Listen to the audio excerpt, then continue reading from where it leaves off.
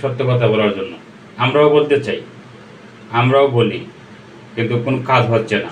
আমার মনে হয় না এভাবে কাজ হবে। এই সিম কোম্পানিগুলোর বিরুদ্ধে রাজপথে নেমে আন্দোলন করতে হবে, এগুলো বন্ধ করতে হবে। আমাদের কষ্টের টাকা, মাথার ঘাম পায়ে ফেলে রোজগার করি, সেই টাকা আমরা মোবাইলে রিচার্জ করি, সিমে রিচার্জ করি আমাদের প্রয়োজনে খরচ করার জন্য, কিন্তু তারা মেয়াদ দিয়ে দেয়। ফাইজলামি নাকি? তোরা মেয়াদ দেওয়া দেয় ক্যাডারি? আমার টাকা আমার মন মতো খরচ করবো, যখন খুশি তখন খরচ করবো।